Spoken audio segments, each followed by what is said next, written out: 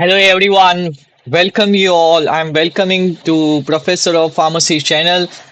मेरा नाम है फैज़ मेमन और यहाँ पे आप सारे फार्मेसी के सब्जेक्ट्स इवन एग्जाम प्रिपरेशंस के एमसीक्यूज सभी तरह की चीज़ें सॉल्व करेंगे। हम आगे की प्रेजेंटेशन में हिंदी प्लस इंग्लिश में बात करेंगे तो आपको एक बेटर अंडरस्टैंडिंग मिले। मेरा नाम है फैज़ मेमन एंड मैं आपको पढ़ाऊंगा फार्माकोथेराप्यूटिक्स। जो भी यहाँ पे मैंने कंटेंट लिखा हुआ है that content is according to the diploma in pharmacy syllabus because उनका अभी करंटली एग्जिट एग्जाम जो है वो पोस्टपोन हो गया है और फ्यूचर में आ भी सकता है। बट जो भी अंदर उसका डिटेल है, जो भी उसका स्टडी है फॉर एवरीथिंग, वो सिर्फ डिप्लोमा इन फार्मेसी के लिए नहीं है। वो डिप्लोमा इन फार्मेसी के साथ साथ बी फार्म के लिए और फार्म डी स्टूडेंट्स के लिए भी है।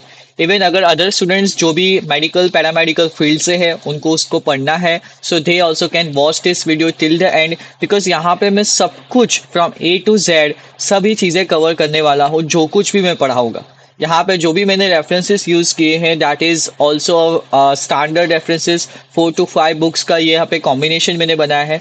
So let's begin with our first lecture of फार्माकोथेरापेutics. So here we are going to see a different kind of systems like cardiovascular system, nervous system, respiratory system. But today we are going to start with cardiovascular system. So cardiovascular system में as per the diploma in pharmacy syllabus hypertension है, angina है, hyperlipidemia है and congestive heart failure है that is CHF. So today we are going to start with hypertension. So let's begin. ये hypertension का part 1 है। यहाँ पे आप जो भी सीखोगे तो उसकी डेफिनेशन सीखोगे, उसको क्या होता है उसमें वो सीखोगे, कॉजेज सीखोगे, कुछ कॉन्सेप्ट्स है, इंपॉर्टेंट कॉन्सेप्ट्स है, वो सारी चीज़ें देखोगे। In part 2 we will going to see that what is a treatment approach, non pharmacological approach क्या है, फार्माकोलॉजिकल ट्रीटमेंट क्या है, ड्रग्स का मैकेनिज्म क्या है, कौन सी चीज़ में वो कॉन्ट्रा इंडिकेटेड है, कौन सी चीज़ में वो नहीं है, that we all going to study in part 2। So for now what is hypertension. अलग अलग बुक के हिसाब से अलग अलग गाइडलाइन में डिफरेंट डेफिनेशंस दी गई। यहाँ पे दिया गया है that hypertension is defined as persistently elevated arterial blood pressure. अगर आपका आर्टेरियल ब्लड प्रेशर यानी कि इन शॉर्ट ब्लड प्रेशर बहुत ही ऊपर रहता है या बार बार ऊपर रहता है सो उसको हाइपरटेंशन बोलते हैं। सेकेंड डेफिनेशन यहाँ पे दी गई है, it can be defined as a condition in which blood pressure is elevated to a level likely to lead an adverse consequences. मतलब ब्लड प्रेशर उतना बढ़ रहा है कि आपको बॉडी को हार्म हो सकता है, आपका कुछ प्रॉब्लम्स हो सकता है और जहाँ पे क्लिनिकल बेनिफिट ही जो है वहां पे एक अप्रोच होगा बीपी को लोअर करने का, ब्लड प्रेशर को लो करने का। इन शॉर्ट अगर हम समरी की बात करें hypertension is nothing just like your elevation of arterial blood pressure.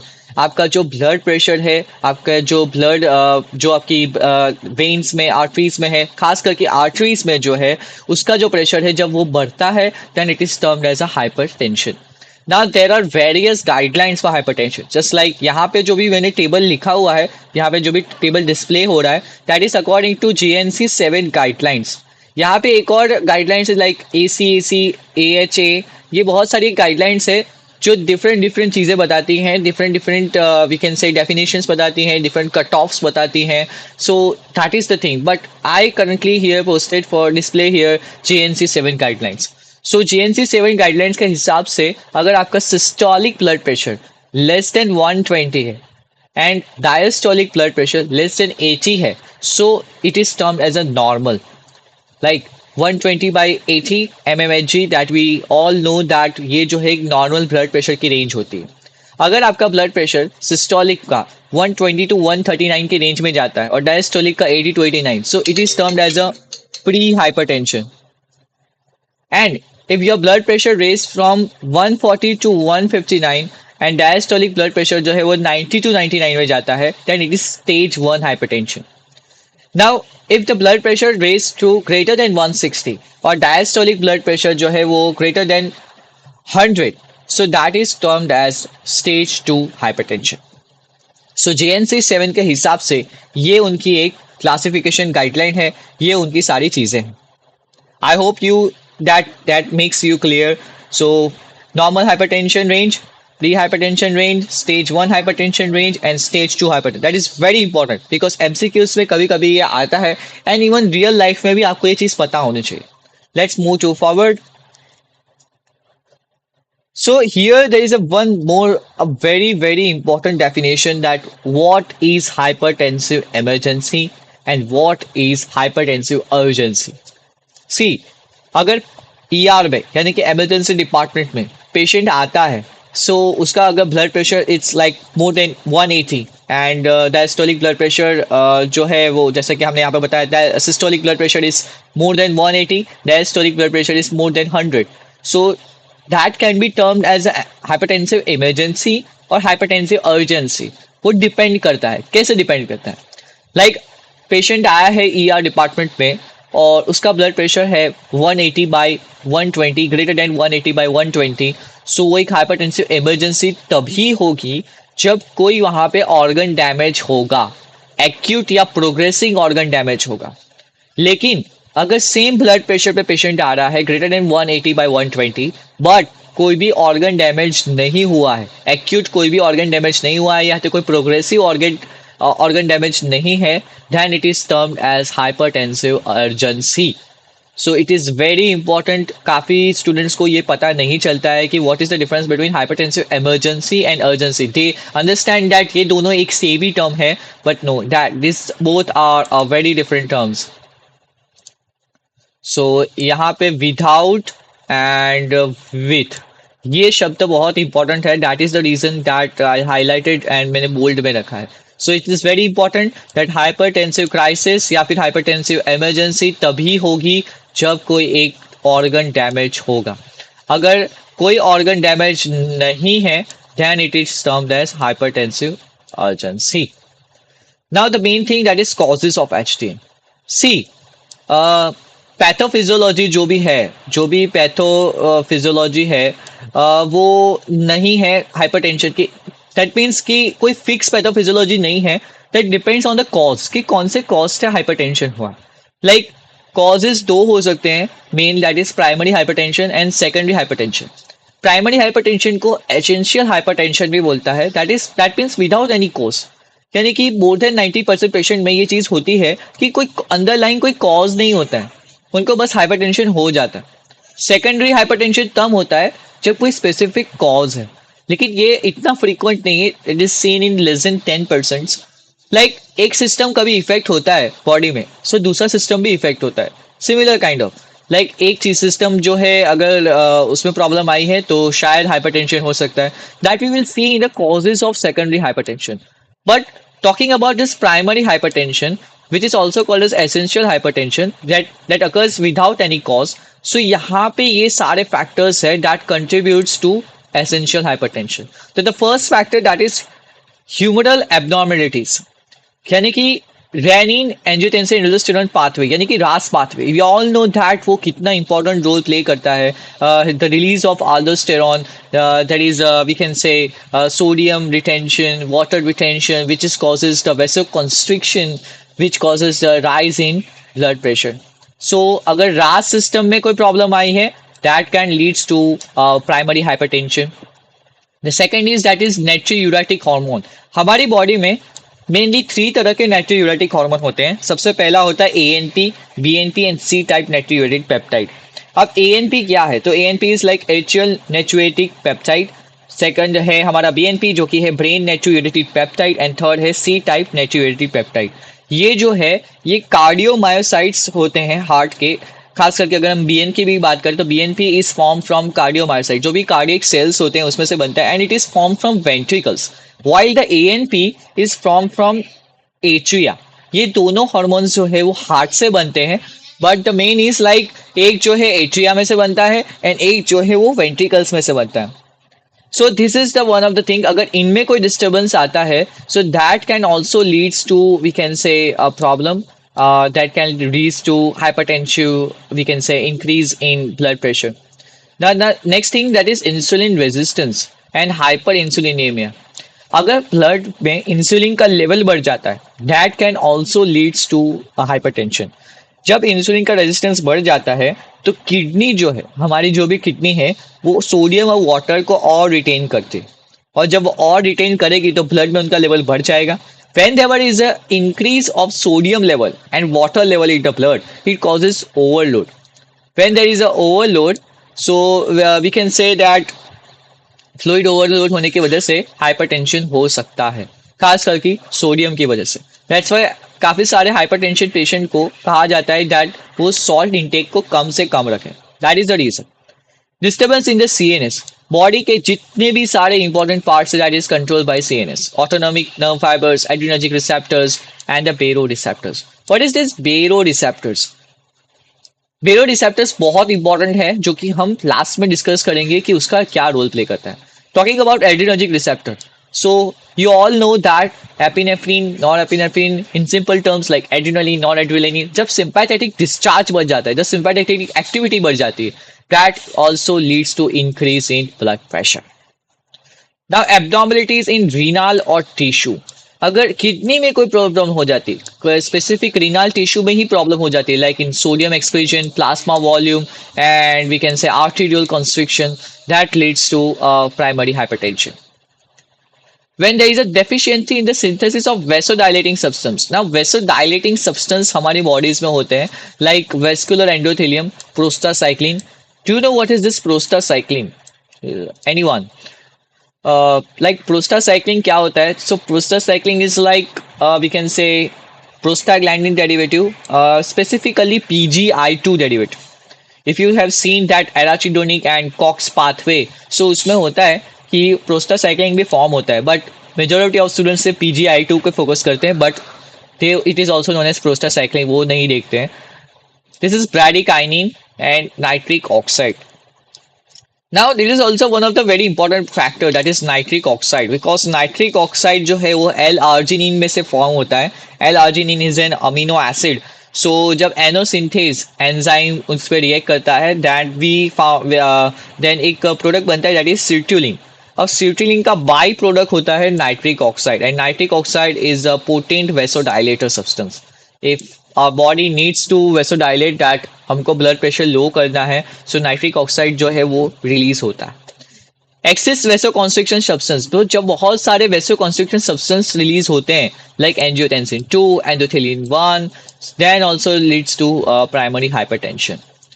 High sodium intake और lack of dietary calcium, sodium intake जब ज्यादा हो जाता है और कैल्शियम इंटेक लेस हो जाता है, that can also leads to we can say primary hypertension. So quick review that अगर रास सिस्टम में या नेचुरेटिक हार्मोन या इंसुलिन रेजिस्टेंस होता है, insulin resistance specifically in type 2 diabetes mellitus, जब ऐसा प्रॉब्लम हो जाता है, so we can say that leads to hypertension. अगर सीएनएस में कुछ प्रॉब्लम्स हैं, एड्रिनर्जिक एक्टिविटीज बढ़ गई हैं, बैरो रिसेप्टर्स में कुछ प्रॉब्लम है, that also leads to primary hypertension. अगर रीनल टिश्यू में कोई प्रॉब्लम है, सोडियम एक्सक्रीशन में प्रॉब्लम है, प्लाज्मा वॉल्यूम में प्रॉब्लम है, दैट लीड्स टू हाइपरटेंशन.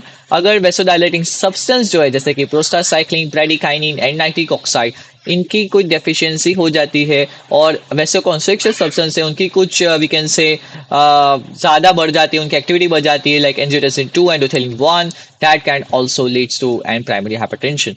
जब सोडियम इंटेक ज़्यादा हो जाता है और द डायट्री कैल्शियम लेस होता है, that can also leads to primary hypertension. Now this is the main thing कि कॉजेज क्या है हाइपरटेंशन के. हमने वहां पे ब्रीफ में देखा that what are the causes for primary hypertension. So we have covered this portion that is primary hypertension. Now we will see that secondary hypertension कैसे कॉज होता है. So like any renal disease है, renal disease में कुछ भी हो सकता है. Like we can say like is there any kind of infection, inflammation, is there any kind of thing that affects the renal, like specifically to kidney, like pyelonephritis, cystitis, कुछ भी होता है, so that can also leads to a secondary hypertension. अगर कोई endocrine disease like steroid excess, just like Kuhn syndrome, we can say hyperaldosteronism.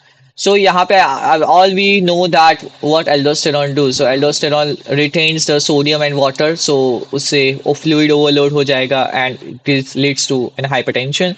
अगर ज़्यादा glucocorticoids form हो रहा है, like it's hyperglucocorticoidism, like it is known as Cushing syndrome. So Cushing syndrome में क्या होता है, generally high cortisol level होता है, and when there is a high cortisol level, that is a chances of hypertension. Growth hormone excess, अगर ज्यादा growth hormone बन रहा है, जैसे like in acromegaly, what happens in acromegaly that हमारी pituitary gland जो है वो बहुत सारे ग्रोथ हार्मोन्स बनाती है. So there is a excessive production of growth hormone, this can also leads to an hypertension.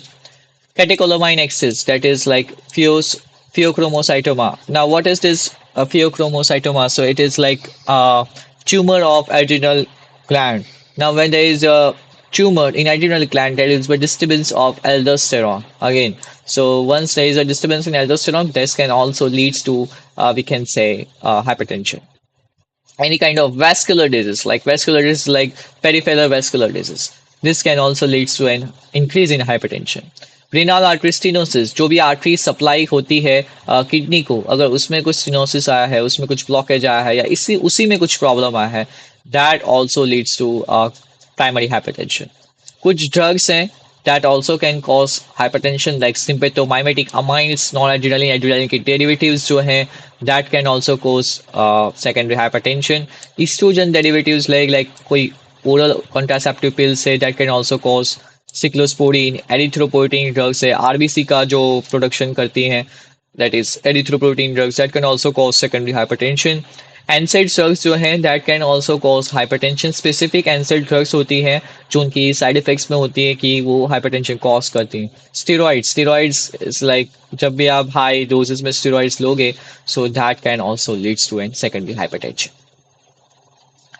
Now, this is very, very, very important. See, drug पढ़ने से पहले फिजियोलॉजी पढ़ना बहुत इंपॉर्टेंट है, एंड ये एक कॉन्सेप्ट है.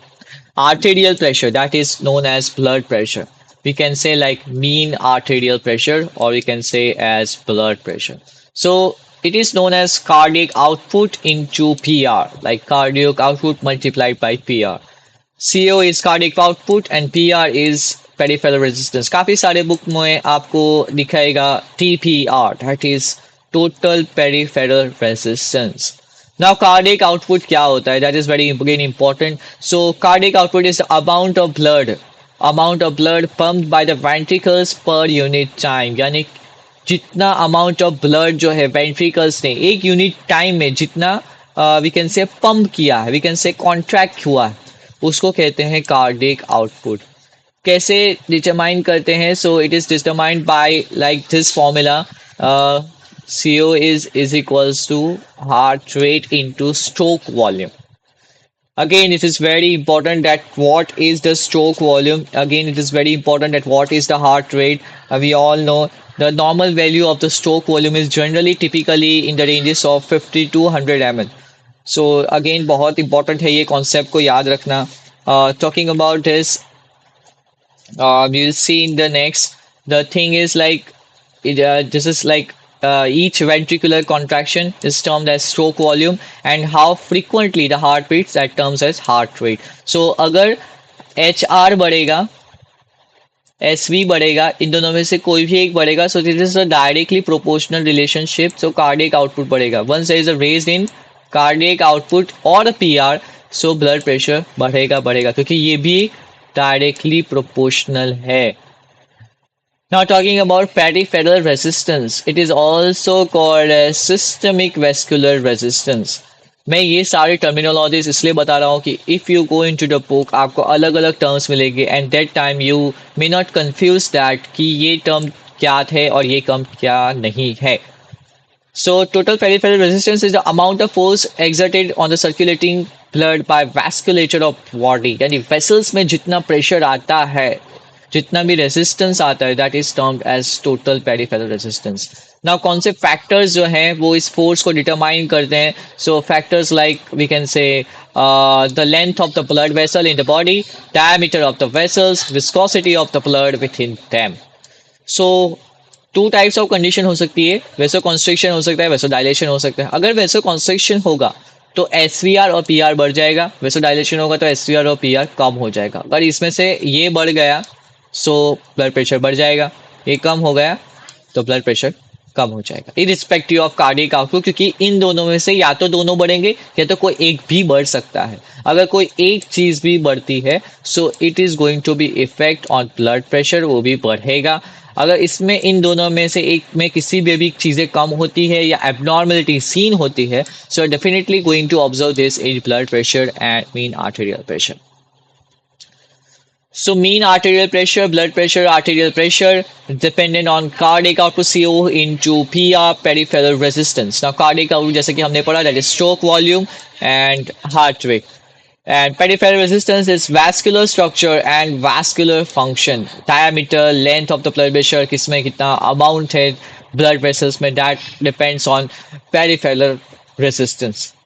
सो factors affecting the stroke volume, जैसे कि हमने यहाँ पे देखा स्ट्रोक वॉल्यूम, तो स्ट्रोक वॉल्यूम में कौन से फैक्टर्स जो है वो अफेक्ट करते हैं. तो first is like pre load, contractility and afterload. ये तीन फैक्टर्स जो है वो डिटरमाइन करते हैं कि स्ट्रोक वॉल्यूम में कोई प्रॉब्लम है या नहीं. हार्ट रेट में बहुत सारे फैक्टर्स होते हैं, एन नंबर ऑफ फैक्टर्स होते हैं. मेनली ऑटोनॉमिक नर्वस सिस्टम, यानी कि जहाँ से डिस्चार्ज और हमारा सब होता है, सिंपैथेटिक एक्टिविटी, पैरासिम्पैथेटिक एक्टिविटी, वो सारी चीज़ें में अगर कोई प्रॉब्लम आती है that leads to increase in heart rate. Talking about stroke volume, so preload, contractility and afterload, जैसे कि हमने बात किया. So what is preload and what is an afterload? So preload is a venous return, specifically जो vein से blood आता है that is termed as a preload. और जो it is we can define as amount of blood already in your ventricles when you are ready to pump it. मतलब जितना ventricles में blood है, जितना अमाउंट है, और अब वो है सिस्टोल से पहले जो है that is termed as preload. For example जो है, फॉर एग्जाम्पल 100 ml जो है ब्लड है वेंट्रिकल्स में, so that is termed as preload. क्योंकि सिस्टोल से पहले, यानी कॉन्ट्रैक्ट होने से पहले जितना वेंट्रिकल्स में ब्लड है उसको हम प्री लोड बोलें. जो उतना प्रेजेंट ही ऑलरेडी वहां पे प्रेजेंट है वेंट्रिकल्स में, ओके, उसको हम also we can also term that like end diastolic volume. It is also termed as EDV. ना टॉकिंग अबाउट आफ्टर लोड, तो आफ्टर लोड में क्या है कि जितना वो ब्लड है वेंट्रिकल्स में से, उसको निकालने के लिए जो प्रेशर चाहिए, उसको निकालने के लिए, इजेक्ट करने के लिए जितना प्रेशर चाहिए, that is termed as after load.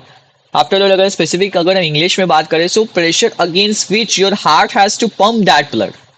आपको प्रेशर के अगेंस्ट जाना है. आफ्टर लोड में प्रेशर के अगेंस्ट जितना प्रेशर वो लगाएगा वो ब्लड को एम्प्टी करने के लिए लेफ्ट वेंट्रिकल में से, that is termed as we can say afterload.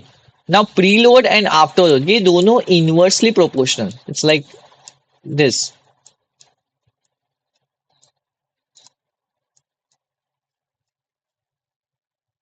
अगर ये बढ़ेगा तो ये कम होगा.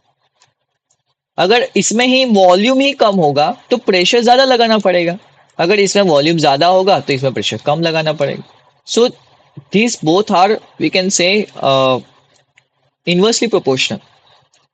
Okay, so that is the thing, that is the very important preload and afterload. ये सारी चीजें अगर आपको अच्छे से समझनी है, like this and this, so you have to study anatomy very very thoroughly, because basic anatomy आपको पता होनी चाहिए कि कहाँ से कंडक्शन सिस्टम होता है, सर्कुलेशन कैसे होता है. This is very important. So preload, contractility and after load is very important because blood pressure की मेडिसिन पढ़ने से पहले, हाइपरटेंशन की मेडिसिन पढ़ने से पहले बेसिक फिजियोलॉजी होना, पता होना, that is very very essential. Now clinical manifestation, अगर कोई भी पेशेंट आता है तो हमको क्या दिखेगा. अगर पेशेंट आता है अनकॉम्प्लिकेटेड प्राइमरी हाइपरटेंशन से, सो वो यूजुअली असिम्टोमेटिक होता है. सबसे पहले उसमें कोई सिम्टम्स नहीं दिखते हैं. अगर वो प्राइमरी रीजन यानी एसेंशियल हाइपरटेंशन के कॉज से आया है तो फिर हम एग्जामाइन करेंगे and then we can conclude in a diagnosis that patient is suffering from hypertension. अगर पेशेंट सेकेंडरी हाइपरटेंशन से आता है तो उसमें सिम्टम्स हो सकते हैं, लेकिन वो सिम्टम्स अंडरलाइंग डिसऑर्डर्स की वजह से हो सकते हैं जिस वजह से ब्लड प्रेशर राइज हो गया होगा. फॉर एग्जाम्पल, अगर पेशेंट आता है pheochromocytoma, like that's tumour of adrenal gland, so उसमें हेडेक होगा, उसमें स्वेटिंग होगी, फिर उसमें टेकिकार्डिया होगा, tachycardia is increase in heart rate, palpitations दिखेगा, ऑर्थोस्टैटिक हाइपोटेंशन होगा. So this all are the symptoms of pheochromocytoma. Patient अगर आता है सो ये सारे सिम्टम्स उसमें दिख सकती हैं. प्राइमरी एल्डोस्टेरिनिज्म का कोई पेशेंट आता है तो उसमें सिम्टम्स होंगे कि उसमें एक्चुअली पोटेशियम का लेवल बहुत कम हो जाता है. सो उसमें सिम्टम्स होंगे like muscle cramps and weakness. अगर पेशेंट कुशिंग सिंड्रोम का आता है जिसमें कॉर्टिसोल का लेवल बहुत बढ़ जाता है, so it can leads to a weight gain, it can leads to polyuria. Polyuria refers to like when you have, we can say, too much of urine formation. Edema that leads to swelling, menstrual irregularities, recurrent acne, muscle weakness in addition to a classic features. ये सारे classic features है उसके. Moon face है, buffalo hump है, hirsutism है, ये सारे classical symptoms है कुशिंग सिंड्रोम के। सो ये सारी चीजें हमको दिख सकती हैं।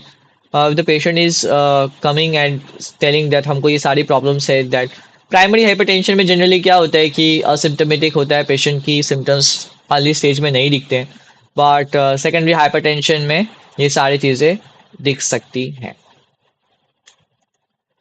Diagnosis, this is very very important कि पहचानेंगे कैसे कि उसको हाइपरटेंशन है। सो मेनली टू अप्रोचेस होते हैं। पहला होता है एक तो हिस्ट्री और दूसरा होता है फिजिकल एग्जामिनेशन। फिजिकल एग्जामिनेशन हमने जैसे कि थोड़ा बहुत देखा वहाँ पे कि कैसे क्लिनिकल मैनिफेस्ट करेंगे, कैसे होगा उसका एग्जामिनेशन होगा, क्या क्या सिम्टम्स दिखेंगे।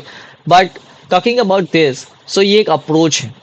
तो हिस्ट्री लेंगे हम कि भाई उसका हाइपरटेंशन है तो कितने टाइम से, ब्लड प्रेशर कितने टाइम से उसका रेस है, कोई पहले थेरापीज ली थी उसने, प्रीवियस थेरापीज, क्योंकि उस हमने पढ़ा है कि NSAID also can cause hypertension, या कोई भी और ड्रग्स से like sympathomimetic drugs can also cause hypertension. So वो कोई पहले मेडिसिन लेता है या नहीं।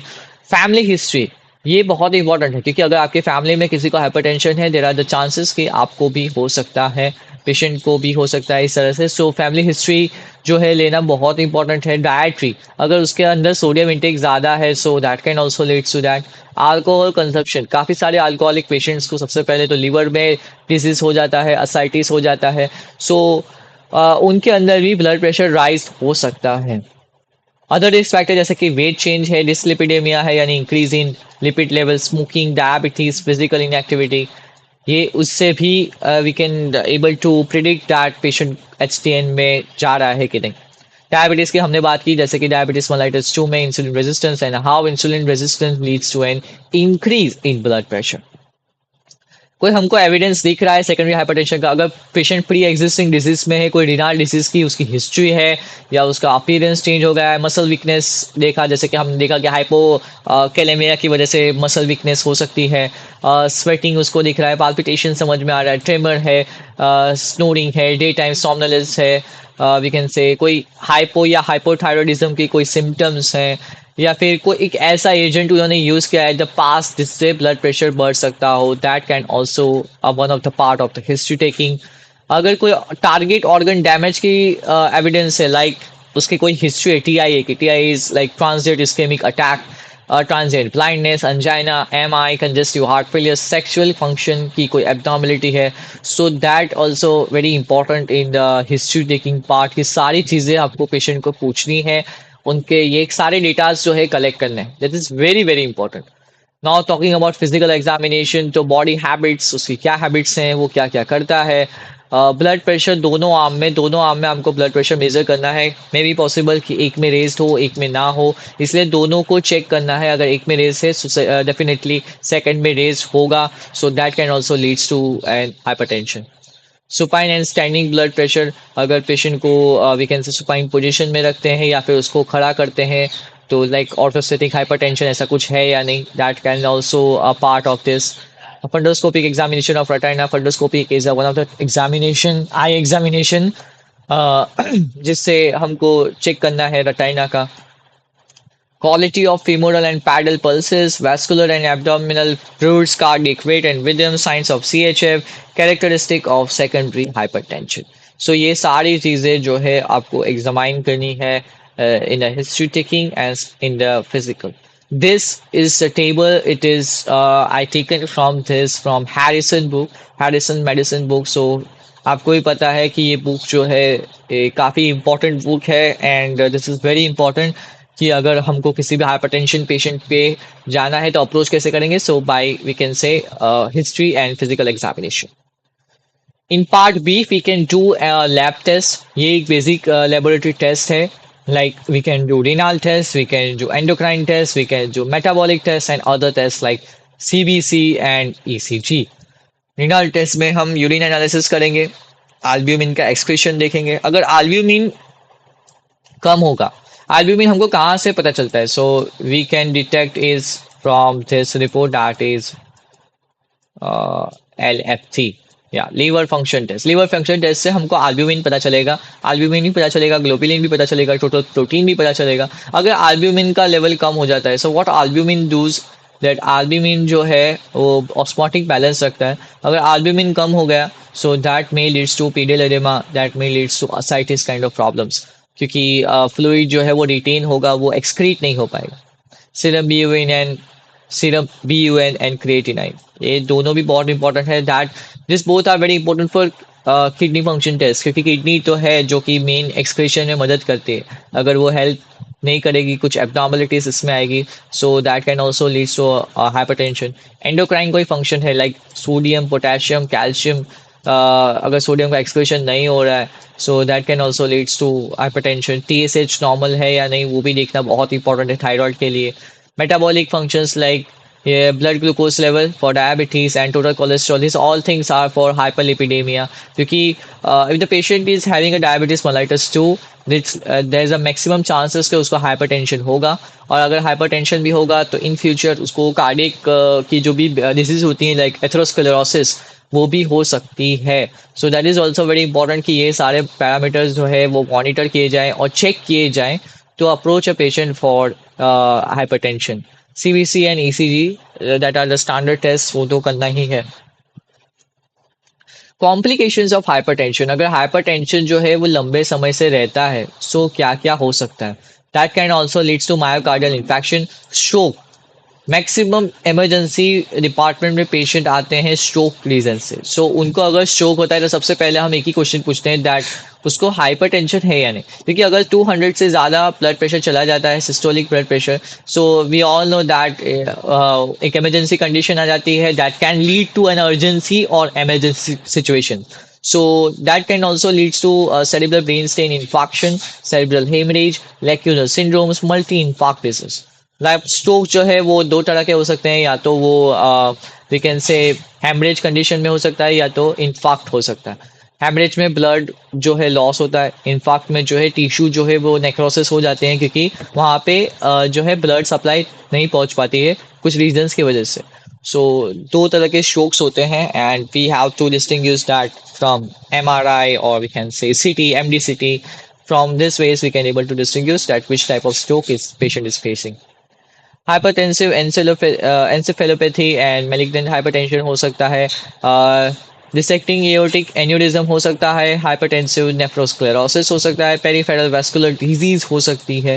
These are the complications of hypertension. अगर हाइपरटेंशन है और बहुत ही ज़्यादा वी कैन से बढ़ रहा है, blood pressure is greater than 180 to 120, 180 by 120 अगर वो बढ़ रहा है, so this all the things that ये सारी चीज़ें हो सकती हैं। So this are the things, complication of hypertension. जो भी आपको हाइपरटेंशन अगर होता है, पेशेंट को दिख रहा है, so advise that patient to take this medicine, because अगर वो नहीं लेंगे सो इन फ्यूचर कभी भी ब्लड प्रेशर राइज होकर ये सारी चीज़ें हो सकती हैं। स्पेसिफिकली द स्ट्रोक के चांसेस जो है वो बहुत बढ़ जाते हैं इस कंडीशंस में। एज आई मेंशन कि दो तरह के स्ट्रोक होते हैं, infarct and haemorrhage.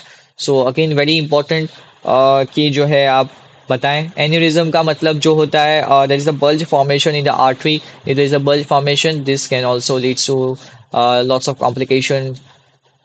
So peripheral vascular disease PVD, it is also one of the complication of HTN.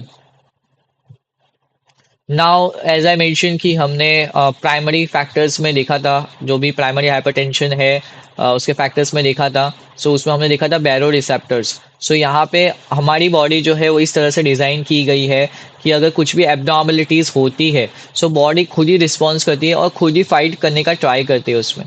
तो हमारी बॉडी में ऐसे होता है बैरो रिसेप्टर्स। ना बैरो रिसेप्टर्स क्या है, तो ये बैरो रिसेप्टर्स एक फीडबैक मैकेनिज्म्स है। ये अलाउ करता है ऑटोनॉमिक नर्वस सिस्टम को कि बीपी में जो भी चेंज है, या तो वो कम हुआ है या तो बड़ा है, उस हिसाब से वो रिस्पॉन्स करे। सो क्या होता है, तो बैरो रिसेप्टर्स जनरली जो है वो carotid sinus and aortic arch में होता है। इस लेक्चर के बाद I suggest you to see this locations, मतलब कैरोटिड साइनस कहाँ होता है एंड एओर्टिक आर्क कहाँ पे होता है। आई एडवाइस कि ये दोनों लोकेशंस आपको देखनी है। Everything what ever you not understand, so उसको आप रैपिडली आपको गूगल करना है, रैपिडली आपको पहचानना है कि खासकर कि ये चीज़ कहाँ पे, right. Baroreceptors are the stretch receptor, this are also very important कि स्ट्रेच रिसेप्टर्स होते हैं और ये आर्टरीज में लोकेटेड होते हैं। नाउ ये फ्लो है, क्या होता है, अगर ब्लड प्रेशर बढ़ गया, पेशेंट हाइपरटेंशन, तो there is a increase in stretch of carotid sinus and aortic arch baroreceptors. यहाँ पे जो भी एओर्टिक आर्क में और कैरोटिड साइनस में स्ट्रेच रिसेप्टर्स है, दैट इज बेरोरिसेप्टर्स, वो बढ़ेंगे, स्ट्रेच हो। Once they will stretch, so there will be an increase in afferent nerve, and there will be an increase in parasympathetic afferent firing, and there will be decrease in sympathetic afferent firing, and there is a decrease in BP, decrease in contractility, decrease in heart rate, and decrease in vasoconstriction. Now afferent क्या होता है? तो afferent जो है, you can say this afferent, yeah. So this afferent is termed as कि अगर कोई भी सिग्नल जो है वो अगर ऑर्गन से, किसी भी सेल से, टिश्यू से, किसी भी ऑर्गन से सीएनएस में जाता है, so that is termed as afferent, and it is mainly like sensory nerves होती हैं। एंड इफरेंट क्या होता है? सो इफरेंट इज लाइक किसी भी सीएनएस से कोई भी मैसेज जाता है ऑर्गन्स पे, टिश्यूज पे, सेल से, that is termed as efferent. Efferent are generally none other than motor neurons, like motor neurons की तरह वो काम करते हैं। सो अगर ब्लड प्रेशर बढ़ गया तो कैरोटिड साइनस स्ट्रेच बढ़ जाएगा, वहां पे जो भी स्ट्रेच रिसेप्टर्स हैं वो इंक्रीज हो जाएंगे। There will be increase in firing of afferent nerve, afferent nerve का फायरिंग बढ़ जाएगा। वो ऑर्गन जो है या फिर वो टिश्यू जो है, वहां जो सेल्स हैं, वो सारे जो है सीएनएस में मैसेज पहुंचाएंगे कि ब्लड प्रेशर बढ़ रहा है। When there will be a rise in blood pressure, तो पैरासिम्पेटेटिक जो है एफरेंट फायरिंग है वो भी बढ़ जाएगी। अब पैरासिम्पेटेटिक में आपको पता होगा कि एसिटाइल कोलिन होता है। सो एसिटाइल कोलिन जनरली क्या करता है? ये कूल एंड काम रिस्पॉन्स प्रोड्यूस करते हैं। सो अगर कुछ चीज़ें बढ़ती है तो पैरासिम्पेटेटिक उसको कम करती है। लाइक अगर हार्ट रेट बढ़ता है तो पैरासिम्पेटेटिक एक्टिविटी उसको कम करती है। सो सिंपैथेटिक एफरेंट फायरिंग जो है वो कम हो जाएगी, यानी सीएनएस जो है सिग्नल देगा कि जो भी सिंपैथेटिक हार्मोन्स है लाइक एड्रेनलिन, नॉन एड्रेनलिन, ये सारे जो है वो कम हो जाएं। सो वो कम हो जाएंगे और एसिटाइल कोलिन का लेवल बढ़ जाएगा। सो ब्लड प्रेशर जो है वो ऑटोमेटिकली कम हो जाएगा, हार्ट रेट कम हो जाएगा। अगर ये सब कम हो गया सो वेसो कॉन्स्ट्रिक्शन भी कम हो जाएगा, and it leads to vasodilation. Once there is a vasodilation there will be a decrease in blood pressure. So carotid sinus जो है, यहाँ पे एक इम्पॉर्टेंट नोट जो है, कैरोटिड साइनस जो है वो हाईली सेंसिटिव लोकेशन है और उसका स्ट्रॉन्गर इफेक्ट होता है चेंजेस इन बीपी, जबकि एओर्टिक आर्क जो है उसका वो लेस सेंसिटिव होती है और उसका तभी रोल ज़्यादा प्ले होता है when there is a increase in blood pressure. जबकि अगर कम होता है, ब्लड प्रेशर कम हो जाता है, सो व्हाट विल हैपन कि कैरोटिड साइनस जो है वो पहले सेंसिटिव होता है, उसका स्ट्रॉन्ग इफेक्ट होता है। वो क्या करेगा उस वक्त कि एफरेंट नर्व को सिग्नल भेजेगा, सिंपैथेटिक एक्टिविटी को कम कर देगा, पैरासिम्पैथेटिक एक्टिविटी को कम कर देगा और सिंपैथेटिक एक्टिविटी को बढ़ा देगा। When there is a decrease in blood pressure, जिस वजह से क्या होगा? ब्लड प्रेशर इंक्रीज हो जाएगा। सो अगर ये चीज़ें होती हैं तो कैरोटिड साइनस यहाँ पे ज़्यादा प्ले रोल करता है, लेकिन there is only increase in blood pressure, so aortic arc वहाँ पे ज़्यादा इंपॉर्टेंट होता है। मतलब दोनों ही इंपॉर्टेंट है, बट सबसे ज़्यादा स्ट्रॉन्गर इफेक्ट जो है वो कैरोटिड साइनस की लोकेशन पे ज़्यादा इंपॉर्टेंट है, ज़्यादा स्ट्रॉन्गर है when compare to aortic arc location. So that's it for the session. तो सबसे पहले क्विक रिव्यू करेंगे कि क्या हमने पढ़ा। सो हमने पढ़ा व्हाट इज हाइपरटेंशन, डेफिनेशन क्या है, उसकी कॉजेज क्या है, factors contributing to primary hypertension. Even हमने ये भी पढ़ा कि what are the causes of secondary hypertension. फिर हमने फॉर्मूलाज पढ़े, हमने एमएपी यानी मीन आर्टेरियल प्रेशर का अंडरस्टैंडिंग किया, हमने क्लिनिकल प्रेजेंटेशन देखा, हमने डायग्नोसिस देखा कि कैसे अप्रोच करना है पेशेंट को। लाइक पार्ट ए में हमने देखा history and physical examination, part B में हमने लेबोरेटरी टेस्ट देखे, होम्योस्टेसिस मैकेनिज्म हमने देखा लास्ट में कि बेरो रिसेप्टर्स कैसे काम करते हैं। अब नेक्स्ट लेक्चर्स में हम क्या पढ़ने वाले? सो HTN पार्ट 2 में हम पढ़ेंगे ट्रीटमेंट अप्रोच, किस तरह से ट्रीटमेंट देनी है। नॉन फार्माकोलॉजिकल ट्रीटमेंट कौन सी है? So what are the non pharmacological treatments, like salt intake कम करना है और ये सब हम डिटेल में देखेंगे in the next lecture. Pharmacological treatment, कौन सी ड्रग्स जो है वो यहाँ पे we can say that act करने वाली है, कौन सी ट्रीटमेंट अपॉर्चुनिटीज एंड ऑप्शंस हमारे पास है। This we all going to study in the very next lecture. Thank you and keep learning. Remember that हमारे पास एक पेशेंट है और हमको उसको हेल्प करना है। We have to help the patient in best possible way.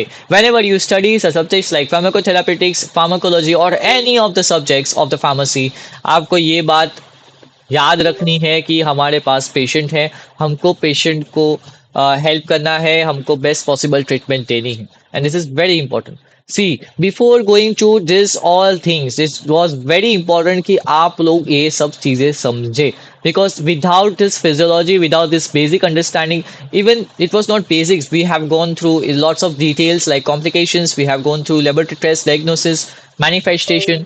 ये सारी चीजें, ये जो भी कॉन्सेप्ट है, ये बहुत इंपॉर्टेंट है. So it is very important कि आप ये कॉन्सेप्ट को पढ़ें, रिवाइज करें, and in the very next lecture we are going to cover this that pharmacological treatment क्या है.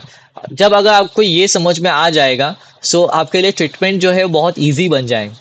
So it is very important कि आप ये जो है अच्छे से रिवाइज करें एंड पढ़ें.